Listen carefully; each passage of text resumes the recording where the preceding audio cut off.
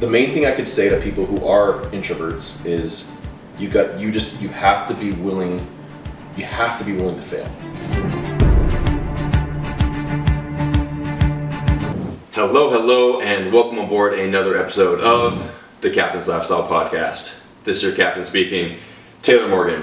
On today's episode, we have yet another special guest, the first guest who has ever been bigger than me. And he's sitting right here, Paul Winston. Welcome to the show. Happy to have you. Definitely, my man. Thank you for having me. It's been a long time coming. Yes. Right? How long have we been trying to do this now? Oh, man. We found each other on Instagram through Lisi. Yeah.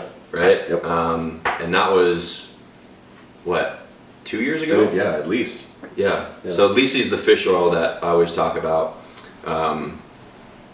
But yeah, and then I was like, this dude is jacked. He's an actor, bodybuilder. Let's get into it. Go ahead and give a little background about Pollywood. Yeah, definitely, man. Well, so basically, I moved out to Los Angeles from a small little farm town in Northern California back in... Where at? It's Petaluma. It's in Southern California. It's I don't know, man. Every time I go home, it's a certain type of, you know how it is. When you go home, you just feel like different, you know. Yeah. But anyway, so I always had these big dreams of being an actor, and when I was 23, moved down to LA, and started that whole process, and started the audition game, and that was. But that was fun. Oh man, it was killer because I mean, like any actor knows, any person who has ever done any acting or anything, they all know it can make or break you, you know. And you know, I started that process, and I remember it was a period of like 60 auditions I went on in a row. Didn't book one of them, and you know, I lost a lot of friends that came out here for a period of time, gave themselves a time, you know, like a time limit. Like if I don't make it in 2 years, I'm going home. For me, there was no backup, you know. So getting turned down from all those auditions, or not getting them rather, just kind of lit the fire when I just started my own projects. And then I wrote my own film, and it went on to get nominated for Best American Short Film. And I picked the most racy subject I could find, and I played a skinhead, and it ended up being got picked up for distribution, and it just kind of launched my career, my production company, everything. So, and then here we are. Now I'm 38, and still doing the acting game. It's at a different level now, and thank God for that. But I've picked up some other stuff along the way. Got into bodybuilding, like you said, and that's kind of transitioned me into a whole different kind of aspect of life now. That I've applied the same lessons I learned in acting of being persistent, not giving up. I've put that into bodybuilding, and it's kind of, as you know, you kind of have to have that in bodybuilding. Oh yeah. There's no other way really. So. Well, yeah, we could take this a few different ways, but I want to know. Let's start off with what were you doing before 23 when you decided to pursue the acting? A whole lot of nothing. Whole lot of nothing, man. I was running amok. I was just running around without a plan.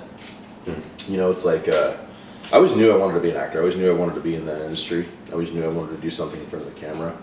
And you know, I went to an acting and modeling academy, and they kind of pushed me more into the modeling aspect. You know, you and I are pretty much the same height. Like, if you hit that 5'11" or above mark, they're gonna be like, you need to go into the modeling. Yeah. So then I started doing like runway stuff, and excuse me, that kind of led into. But you're too big for modeling, no? Now I would be considered too big for sure. Okay. Like the last time I actually did any modeling was early 2020, and I just started getting, you know, for the competition in 2020, I started getting bigger and bigger. So now I would have to be classified more in the fitness modeling. Yeah. So, which is cool too. I would definitely explore that, you know.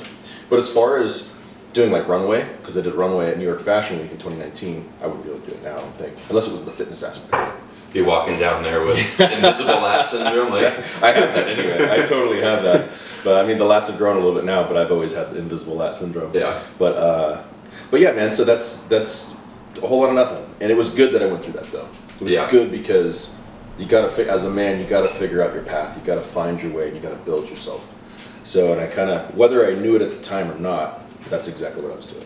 So I was finding myself basically of like what my path was going to be, and sooner or later I got it. You know, took me some time. So then now let's get into, what did you say was 60 auditions and no bookings? Yeah. Talk to me a little bit about what was going through your head at that time, because I can imagine that's pretty difficult. Dude, it was like some of the lowest times of my life, honestly. You know, I was living in my car. That was during that time? During that time, yeah. Yeah. So I came out here, I lived in Hollywood with a roommate that, he was from Minnesota. We met at the Acting and Modeling Academy. And we, you know, ended up kind of going our separate ways, and then I was doing the car thing and parking at the gym.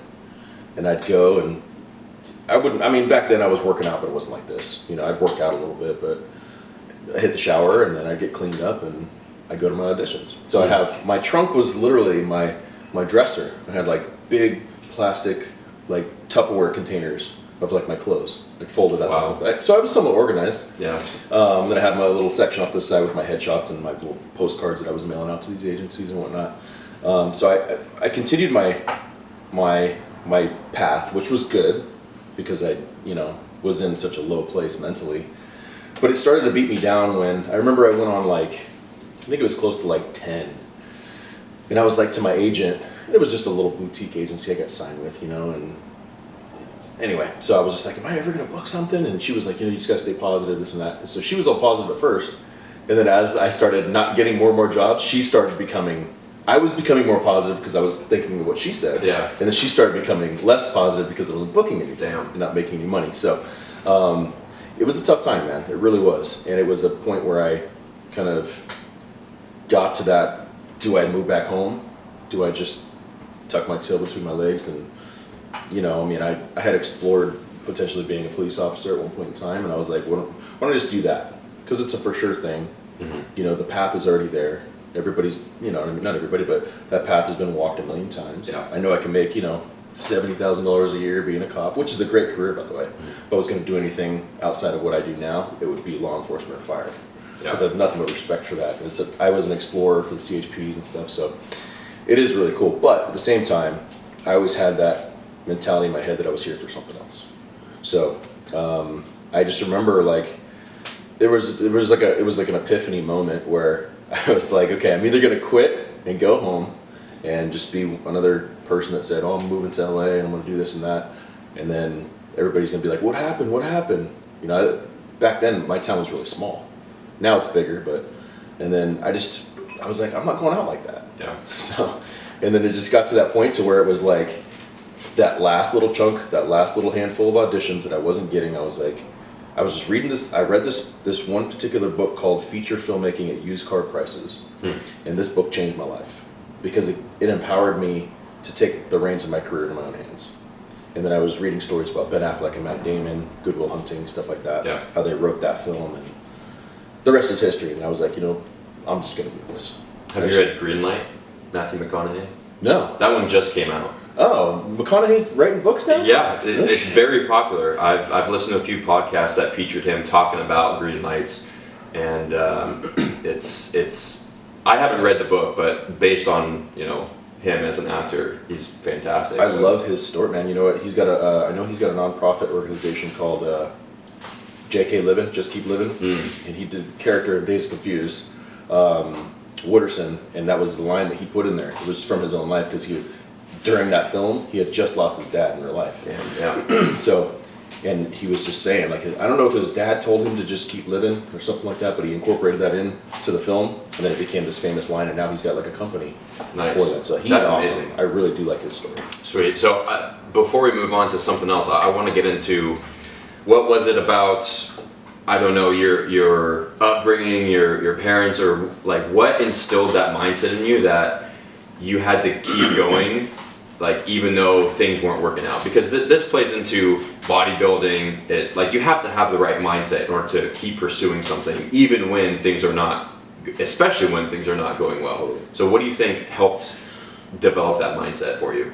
You know, I went through, so like as a child, in my upbringing, my mom and my dad were never together. So as my mom was kind of working, you know, 2 jobs or whatever to support me and whatnot. My dad was in and out of jail, and there's a long story about him, and he was just set a really bad example, you know, for me. And I picked up on a lot of bad shit that I shouldn't have seen as a kid. Nonetheless, great lessons. My dad passed when I was 13, so I barely even got to know him. I'm older right now than my dad was when he died. Wow. Kind of crazy, right? Yeah. But I think seeing all the crazy stuff as a kid and knowing that that wasn't for me, growing up, becoming a man, I think that's what kind of instilled this, like, no, I'm not going to do this. Like, the path was there. Yeah, cool, you're just going to be a loser like your dad. That's pretty much what was laid out for me. Yeah. But I was like, no. And, seeing my mom, she was super, like, really, really on me growing up. Like I said, she's working 2 jobs, support me and stuff. And she was disciplinarian, dude. Like, I mean, when my dad was alive, he was kind of a softie with me. Like, we had, obviously I saw some bad shit. But overall, I knew, like, because he was overcome by drugs and stuff, dude. Like, he was heroin addict and all kinds of crazy stuff. So I always knew, like, in my soul, like, that wasn't really dad. You know what I mean? When he was acting a certain type of way. Yeah. So, but he was a softie with me when that wasn't the case. My mom was the hard ass. She was always like, rub some dirt on it, you're good to go, let's go, dry it up, There's no hugs with my mom, there's nothing, dude. So she kind of instilled this, like, toughness in me as far as that's concerned, and kind of this relentless thing where whether I knew it or not at the time, I was seeing her, lay this foundation for me of, like, there's no stopping, she's like, I'm gonna go get 2 jobs and I'm gonna support my kid, I got to. So then whether I knew it or not, it was laying this foundation for me. So I think that's probably where it comes from. Yeah, absolutely. That's awesome. It's weird, like the childhood, traumas, whether or not you classify what you went through as a trauma, that's just the word that I'm going to use. Yeah.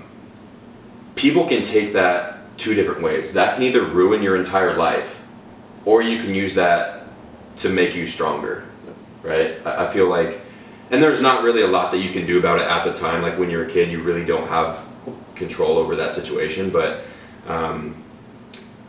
if you do have that mindset, you can use that to become more successful than you would have been without. Like, if you would have just had... I'm just at a stage in life to where my time is so valuable. It doesn't matter if you're my mom, if you're my brother, or if you're Joe Schmo on the street. If it's not a benefit to me and my time, and if there's no reciprocity, I'm not going to do it. Yeah. So... yeah, cutting people out of... not necessarily cutting people out, but being selective with your time is one of the, I think, biggest correlating factors to success. Like, you have to learn how to say no, because so many people are going to want your attention, and not like, it's not a bad thing, like, to go hang out with your friends, but if you, like, go to the bar every single night and that's not bringing you closer to your goals, like, dude, there's got to be a cutoff point. So how do you determine what you say no to? So that's a really good question, because I just got to this level in life, like, recently, man. Like, the last 2 years of my life have been where I really started to map my time out, like, down to the hour, like, per day. And yes, it's a challenge, and even still to this day, it's a challenge, because you're gonna have, like, there's certain friends that I grew up with that I just don't talk to anymore. And it's nothing personal. Yeah. It's just that I'm at a point in life where I need to do this. I need to focus on myself, and I need to make the gains that I'm put here to do. And if somebody on this side is living their life in a different way, that's great for you, but it's not for me. You know what I mean? So if it's like, I look at everything as a return on investment. So, like, right now, sitting here with you, this is great, because you're helping me, I'm helping you. I love to talk about this stuff, because now I'm coaching the young gentlemen. I've got like 6 of them now that I coach on a consistent basis. You want to clarify for... Yeah, for sure. So basically, last year, this young gentleman, when I was out in prep for Tahoe bodybuilding contest, I was out doing a bunch of body weight workouts and monkey bars, doing pull-ups one night. It was like 9:30 at night in the neighborhood that I grew up in. I was up visiting my mom, and this young kid came up. I'm like, what are you doing outside, dude? This was like 9:30 at night. He's probably, I think he's 12, well, now he's 13. But, and he just wanted to talk about life. And I was like, So he asked me some questions, and it was mainly me just listening to him. And whether I knew it or not, it was developing something in me of, like, hey, this kid's growing up in the same neighborhood as I am. He's growing up under the same circumstances as I am. No dad, mom's busy doing whatever she was doing. I don't know if she's working, but yeah, no guidance. That's the main right. thing. So I gave him my business card, and I said, hey man, you ever need anything, call me.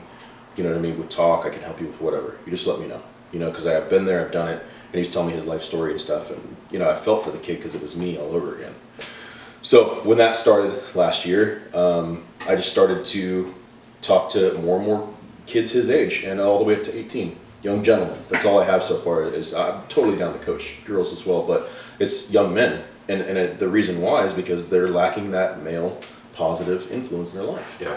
So, and that's how this whole thing started. So anyway, I've got that going on now too. And like I said, that's why this helps. It helps me, it helps you, it helps the young guys, everything. And especially you got to look at it like, I don't know your story, but like we have to face the facts. Like most young men these days are being raised without a father, you know? And it's just the statistics. And I don't know about, is that a real statistic? Like most are raised without a father? In our country, at least. Wow, okay. Yeah. And so even if they do have a father, a lot of them are not positive role models. Correct. And or they may or may not just be in the house. So it could be like a separate, you know, like a mom and a dad raising the, you know, dad gets the kids on the weekends or something like that kind of thing. And a lot of like the clients that I coach, I help them stop being so busy. Because busy is not necessarily a good thing. No. You want to be productive with your time. And, you know, the most important thing, if you're a good father, should be spending quality time with your son. You don't want to be working all day thinking that, yeah, I'll work now so I can create a good life for your son. But then, you know, 20 years later, your son's grown and out of the house and you don't have any relationship with him. Yeah. Like, so I work with my clients on how to spend more time, you know, building their business. Absolutely, that's important. But being more productive with that time so they can then spend it with their kids. Yeah. So let's talk a little bit about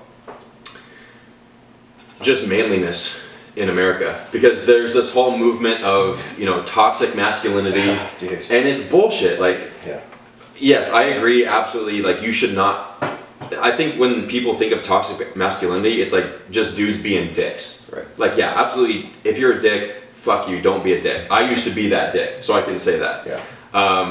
But being a man, like being assertive and being like not taking any shit and being able to like stand up for yourself, not being a victim, that victim mentality, that is good for society. We need the masculine and the feminine.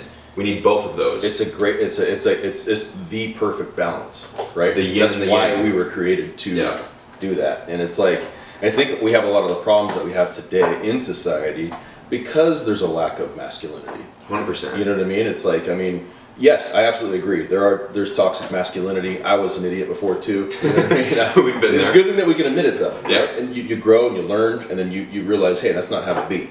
You know, so, but masculinity is needed in the world. It's strength. It's leadership. It's all the qualities you just named. You know what I mean? And I think it's very important.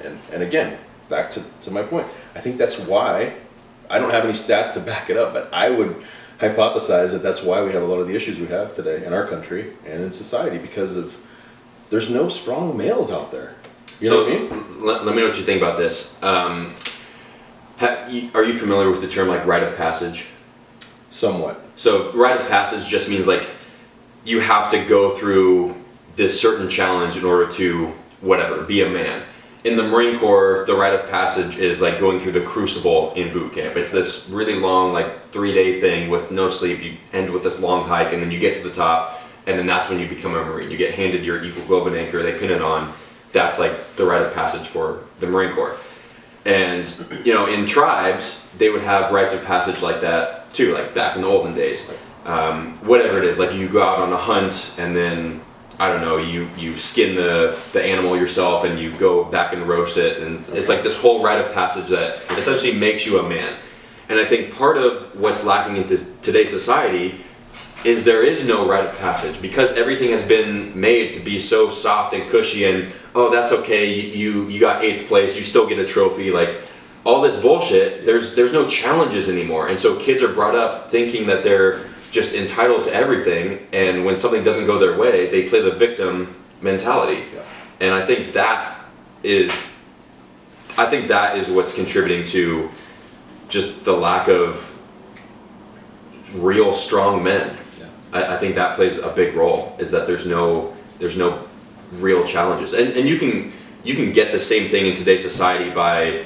Are you familiar with Ben Greenfield?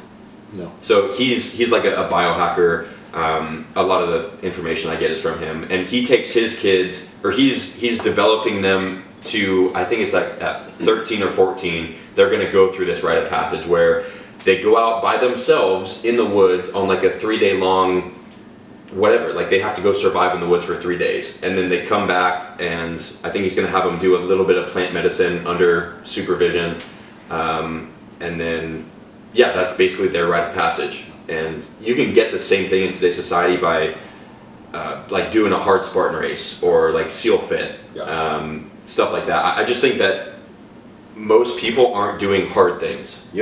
Like just even taking cold showers. It's like so many people don't want to be uncomfortable. It's uncomfortable. You have to be uncomfortable in order to grow. In order to grow, for sure, man. I 110% agree. And speaking of the military, the Marines and stuff, like I honestly think that it would be so beneficial. It would never happen in the candy-ass land that we live in today, but I think it would be so beneficial if the young men were required to do at least 1 year of service. The boot camp being the main thing because it's tough. You know what I mean? Like I don't know how that would come about or whatever, but and there's different challenges for everybody in the world. I get that. Not everybody's cut out to do certain physical things. 100%. I get it. But like something like that to where you gotta do something. Like as an 18-year-old man or boy rather, because I was definitely not a man at 18. If I was to go into the military, I know that would do nothing but benefit me in the long term. Nothing but benefit. Structure, discipline, routine. 100%. Like the rite of passage, like you said. Discipline, I think, would be the biggest thing. So I know that there are countries out there who require like 2 years of service in the military. So I'd be interested to see like how that affects their society, because I think that would be good to instill the disciplinary side of it. But like you said, a lot of people are just not cut out for the military. But I think some form of more discipline and more structure is good, just so they can have some understanding. Like schools nowadays, did you see that? I haven't read the actual articles or whatever, but it's like the headline, and take this with a grain of salt. Who knows how they fudge the headline, but that in some schools they're teaching like math differently, like 2 + 2 = 5 or something, because of like, what was it? Because of like racism or something? Did you see that headline, Brooke? I do know what you're talking about. Yeah, it's like they're claiming that. Again, I shouldn't even be talking about this because I didn't read the actual article or whatever it was, but just the point being, there's no structure. It's like you can do whatever you want. It's okay, like because you still win. And what I gather from all that, and what's going on with what you're talking about, and the things that I see, and I try to stay out of the BS because it makes my brain hurt. Yeah, you know what I mean. It's just, but it's a way. Seriously, I agree. But like to me, it seems like it's all feelings before facts. It's feels before reals. Yeah. So it's like, I mean, and we've all got feelings. I get it. You know what I mean? It's all good, but like, let's get some logic thrown in there before we react emotionally. Yeah. You know what I mean? That's what you just said. Reacting emotionally. Yeah. Anytime you react from your emotions, it's not going to be good. No. So what you should do instead is not take it personally. Like, I think the only way that we're going to move forward as society, and it's not like this left-right bullshit and we can all like come together, is people need to listen to what other people are saying. Not like the left and the right, there's they're like opposite on everything, and like just because you're a Democrat or a Republican does not mean you have to disagree on everything. Like everybody's trying to make society better, and if you would listen to what the other side has to say, and without getting so like, you don't have to be so emotionally involved. Yes. With whatever their response or whatever their statement is. Yeah. Just let them do it. Then you can talk. That's what a debate should be, right? Yeah. Go back and forth. Not it comes from a point of understanding first, than of I'm attacking you. Tell me a little bit about how the term, or like how you came to adopt like the Superman persona, because I think that's pretty cool. Oh, thank you, man. Yeah, that actually started while I was just a young man. So there's pictures of me back when I was like 5 in Superman like t-shirts and stuff. For whatever reason, that's just been my thing. Like I had Superman pillowcases and sheets, bed sheets and stuff like that. So that's where it started. And then as I was getting older, I remember hearing people would say, "You look like Superman. You look like Superman." So I'd start hearing this, and then I'd be like, "Well, yeah, and I always thought he was the best because you fly, the laser beams and stuff." So that's kind of how it started, and then it just became just became what it is today, which is like I have so many people that refer to me as Superman. You know what I mean? And it's an awesome compliment. And there was a point in time where I, wanted to entertain. Well, I still would entertain portraying Superman on the screen in some capacity, of course. Now, with where Hollywood's at, I think they're rebooting it right now with another actor. Henry Cavill was Superman before, and he did a great job, by the way. But that's Hollywood. They're going to keep on rebooting and just kind of recycling and stuff. So the Superman story that I would tell would be much different. He wouldn't be such a Boy Scout, because there are different stories in the Superman sphere. You know what I mean? Like where he comes back from the dead, and it's like he honestly he's with a beard and he's got the black suit on. That would be not familiar with that, dude. That sounds nice. Yeah, it would be the beard. Yeah, it's a nice beard like this one too. And he looks kind of like Jesus. And that character is based on Jesus. So I did not know that. Yeah, that's his whole aura is based on that. Wow. And back in those days when he was first developed in the 40s, I want to say that was the whole appeal. Because back then it was more. People talked about it more, and it was more widely accepted and stuff like that. But all that aside, this Superman story that I would tell if I was ever able to get involved in that franchise would be a much darker story. It'd be a much more realistic, not backed by Disney. No, yeah. No, dude, no way. No. They're just gonna ruin whatever they touch. Yeah, that's that. But anyway, so that's kind of where it comes from, and he just the mystique of him, his look and the things he can do. I just was always fascinated with him, so he just became my favorite. Well, you're getting pretty close with all those muscles with the bodybuilding now. Let's get a little bit into that, because I know I just recorded a podcast yesterday on my road to 220, and so everything that I'm doing to gain muscle, gain mass. So I'd like to hear a little bit about what you're doing to put on size, because I know you're bulking right now, which is the best part. I love it. if every season could be bulking season, I'd be living in heaven. Yeah, just eating whatever you want. Dude, like literally. And so I basically, when you step on stage, you're going to be much lighter, to compete, because your conditioning is key, and men's physique is what I compete in. So conditioning is always king. Size obviously is important. So what we do in the off season, we put the size on. So right now, I'm in a serious surplus of calories. So I take the last couple days, I was trying to make up for 2 other days before that, where I was just way behind on all my protein goals, my calories, my carbs, everything.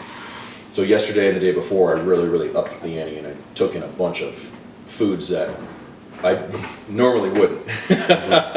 And but yeah, so it's right now I'm at a stage where I'm lifting super heavy, doing the conjugate method, which I was telling you about, which is I'm finding my maxes in all the compound lifts, squats, deadlifts, bench, military press. So lifting heavy, the more weight, the heavier I am, the more weight I can push. Yep. That's the method, right? So got myself up to the last contest. I was 181 pounds, which I felt like a twig. Yeah. I was so small, man. Been there. But yeah, it's necessary to win. You know what I mean? So that's what was necessary to win, and I won the overall championship. So we'll take it. But now, because I'm going for my pro card at the end of the year, we got to get bigger.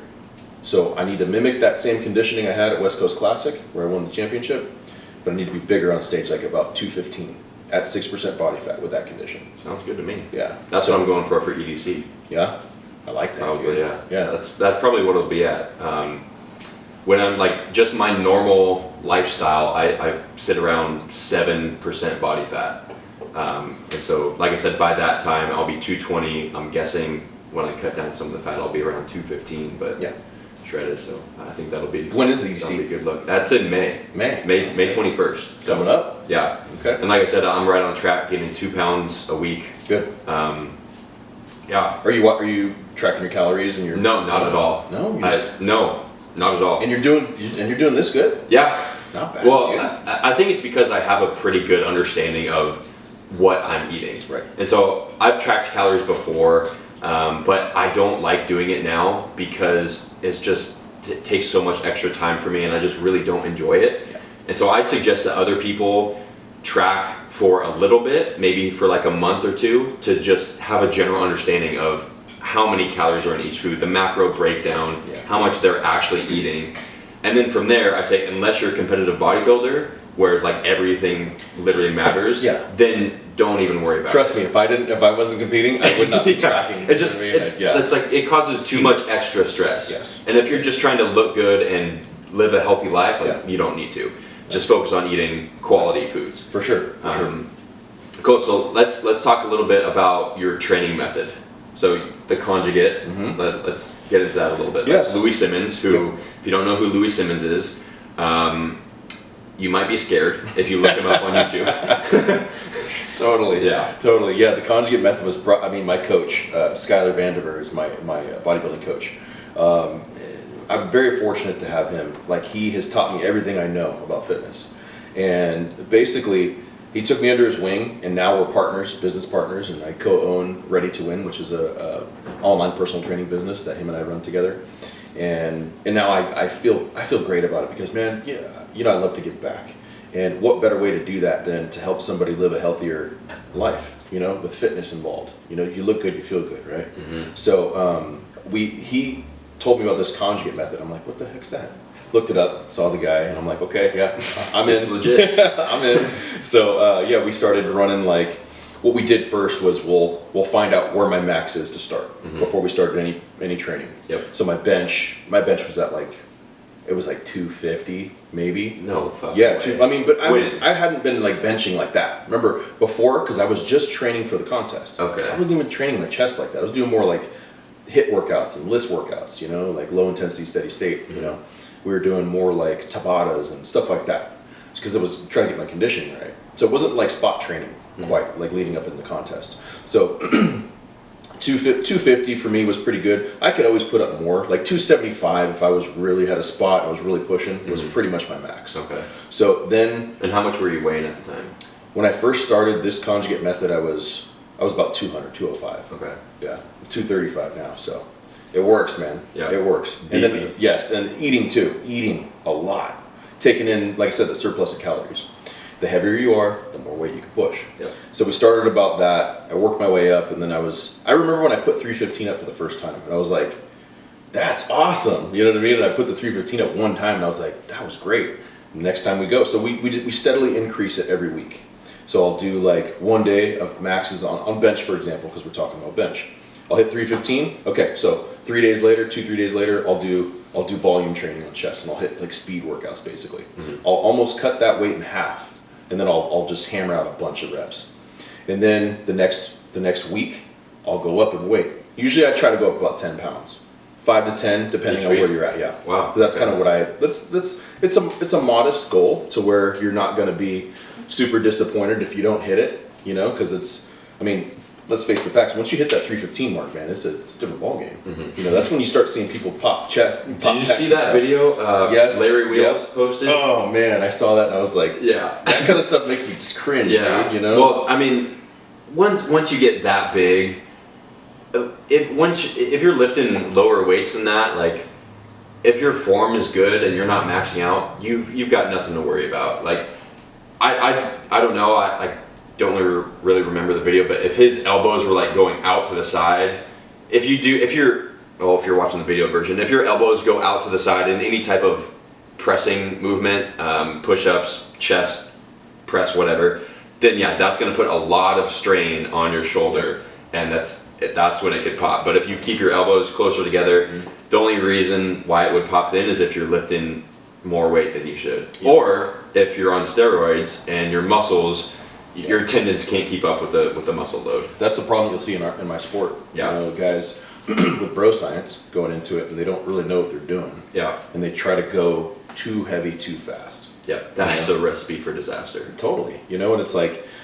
the cool thing about like our approach with Skylar and I, for my conjugate method, is we're taking it pretty minimal.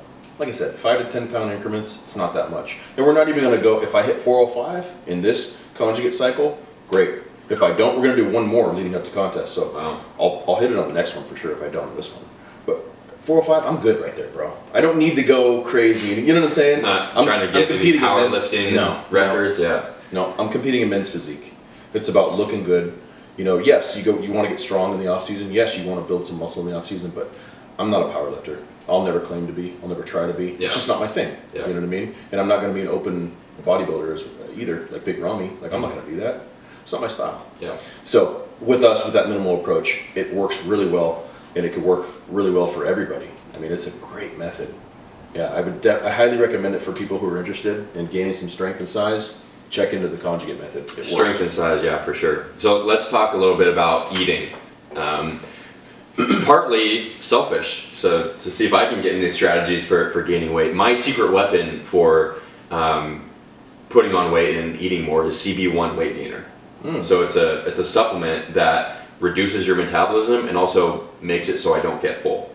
Nice. And so I can just keep eating. So keep eating. And I used this back in high school when I gained 30 pounds in 3 months. So this is round 2 for me that I'm doing this. Oh, solid. And yeah, I don't think if I didn't have that, I wouldn't be able to do it. Just because when I get full, like I have to force feed myself, and I hate that feeling. So tell me a little bit about your strategies that you're using. Yeah. So what I do, I haven't heard of this. You're gonna have to show me this. I would look into that. Yeah, for sure. I did do a mass gainer way back in the day. Like Optimum Nutrition had this bag of basically mass gainer. I think we've all tried this. The main thing for me is I split my meals up into several throughout the day. So like if I'm taking in anywhere from, like right now, anywhere from 3,000 to 5,000 calories per day, that's the goal. So like with what we focus on, we don't necessarily focus on the complete macro breakdown. It's more calories and protein. I need to hit my 240 to 50 grams of protein per day. I need to hit my 3,000 to 5,000 calories per day. I've completely cut cardio because my body burns really quick. Yeah, same. So I completely cut that so I can maintain some of the size. And I haven't trained my abs in months, and I still haven't outlined a six-pack. You got a great six-pack. People don't understand that. Like abs is 100% about diet and just being active. Dude, like I never train abs. Yeah. Like, I mean, very rarely do I train abs. Not never. Sometimes I'll do it, especially if I'm doing CrossFit stuff. But like for the past 2-3 months, I haven't trained abs at all. The only training I did for abs leading into my 2 contests last year was planks. That was it. Planks And that was just for my so I was doing the vacuum. So when I'm on stage posing, that's where that incorporates. Yeah. I didn't do any crunch. Nothing. Yeah. Nothing. No weighted crunch. Nothing. And the planks, isometric movements like that are really good for stability. So even doing planks can help build your squat, your deadlift, just to strengthen your core stability. Totally. You don't have to do these crunches and stuff like that. I see people going crazy with them. Hey, to each their own. Yeah. You know what I mean? Do what you do. I've done it before too. Me too. You know, that's how we learn it, right? But like the posing thing helps my abs as well because I'm constantly crunching. Yep. You know, when I pose, when I'm practicing posing, when I'm on stage. How is that? Talk to me a little bit about posing, because I mean, I like to think that I'm a pretty big guy. I've got a few muscles, but if you learn how to pose, like that just takes it to a whole new level. So I'll say this: when I did Tahoe in September of 2020, I lost because I didn't know how to present my body. So I had no disrespect, the competitors I was on stage with, those guys were awesome. They were all great, and they all deserved to be there. And the guy who beat me deserved to beat me. But if you don't know how to present your body to the judges, you're going to lose. So I might have had a better I might have had a better midsection than the guy who beat me, but I didn't present it right. So it's kind of like, it's a lot of angles. You know, it's shifting like if I'm facing the judges here, I'm not going to face them straight on because I look blocky. I look blocky. My shoulders aren't wide enough yet, so it's like I have to give that angle. I have to twist my hips this way and then my shoulders that way.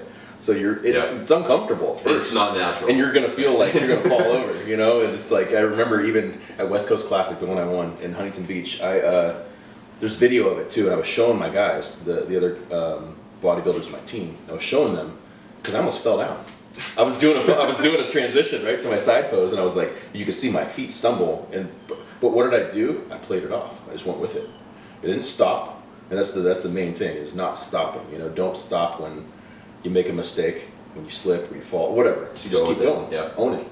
You know, and just command this. Your stage presence is, I mean, it's not just one thing. It's not just your body. It's not just conditioning. It's not just your size. It's not just posing. It's all that. It's your charisma. It's your smile. Yeah. You know. So same thing with acting. Yeah, exactly. I feel like that's why you're good with the bodybuilding. That's what Skyler told me. He was like, dude, you're gonna go into this, and again, I never had any intentions in my whole life of competing. And he was like, you're gonna go into this and you're gonna kill it. I was like, cool, I'm down for the challenge. Let's Yeah. go. I had no idea what I was getting into, dude. And now look at us. Trying to go pro. Yeah, and a lot of that, it's just confidence. Yeah. Like, because a lot of people, if they mess up, especially on stage, like public speaking is like the single biggest fear, like even more than death. It just comes with confidence. And for me, this will be a funny story. I used to act in plays when I was a kid, and there was like a malfunction, like somebody's mic went off, and because I've always been such like a confident kid, like I didn't really care what people thought. It's like I can't remember how old I was, maybe like 12. This was like the live performance that was going on, and I was just like, what did I say? I was like, sorry, we're experiencing like technical difficulties, and like everybody laughed and just we played it off. But like if you're not confident and that would have happened, like you freeze on stage and you stutter and all these things. It's like, what are some of your suggestions to boost confidence in people? The main thing is, like, for me, and straight from experience, because I was the shyest, most reserved kid growing up. You're introvert naturally? Very much so. Yeah, me too. Very much so. And I didn't know who I was. I didn't know who I wanted to. Well, I always knew who I wanted to be, but I was always afraid of it. So the main thing is, like, as an actor, when I first started in that, is I would just, when I took drama class, and that just really started helping me come out of my shell. Because it forces you to get in front of people and do this, right? It was easy for me in a sense because I was putting on a mask. I wasn't myself. Playing someone else, Exactly. different persona, yeah. So I had a mask on when I was up there. And whether I knew it or not, growing up, dealing with all that stuff with my dad and all the crazy stuff I was seeing, I was acting back then too. Because I had to put on this mask around my dad. If I showed him that I was afraid, or if I was scared, or I didn't like what he was doing, it would have been centered on me. He would have dug on me more. Yeah. So I had to be tough. I had to put that persona on, around him. Otherwise, he would have been like, "What's going on? What are you doing?" You know what I mean? He would have been attacking me on that. So I had to put that facade on. So when I got into acting, it was natural, and then it kind of just went from there. And now, like with bodybuilding, for example, I think for me, when the confidence, it's when you know who you are in life, you know what you want, who you are, what you want to be, what you're going to do. It's natural. 100%. You know what I mean? Like, that's how it is. Like, for me, and Skylar my coach was so smart at picking that out, of course, and was like, this guy's going to do great, and then him and I now we're like best friends and business partners and all the above. So it's like, he saw that from afar, and I know a lot of other people see it as well. And it's like, the main thing I could say to people who are introverts is you have to be willing to fail. I went up in front of my class in drama in 11th grade, the first time I ever took it, and I was willing to look like an idiot. I was willing to feel like an idiot. And that's why I started to succeed at it. And that's why I never got A's before in my life. I went in drama, I started getting A's. I was like, this is kind of cool, And that was because of the fact that whether I knew it or not at the time, I was willing to look like a complete idiot. All right, so now let's get into the entrepreneurial side of Hollywood. Tell me what you got going on. So, it started, again, whether I knew it or not, I was creating this entrepreneurial entity within my business by creating Unbounded Ambition Films, my production company, founded in 2008, and now I've gone on to produce several projects. I mean, we've got almost 15 projects, whether it be TV pilots, short films, or feature-length films, and multi-nominated films under our belt. So that started with making that first film, Shattered Allegiance, that I played the skinhead in. Mm-hmm. And then, so sorry to cut you off, but this all started because you didn't get any callbacks for auditions, correct? And you just said, fuck it, I'm going to do my own thing. That's it. Fuck yeah. So if I would have moved to Hollywood and booked a job and became an actor right then, completely different story. Completely different, man. Yo, Taylor here. So I'm sure you've heard me harp on sleep and basically every single podcast and video that I put out because it truly is that important. And I'm excited to announce that I've created something very simple and very tactical that you guys can use to start improving your sleep immediately. In fact, it is the fastest way to improve the quality of your sleep and therefore the quality of your life with amazing results after just one single night of implementation. Seriously, this is the same nightly ritual that I personally use, And it's the same strategy that I teach all of my high-performing clients in the Captain's Lifestyle program. It's the 4-3-2-1-30 method. And I'm giving it away to you guys for free. All you have to do is follow the link in my Instagram bio or in the show notes of this podcast, and I'll send it over so you can start sleeping better tonight. But please do not sleep on this offer. It's literally free. So no excuses. Go do it, and sweet dreams.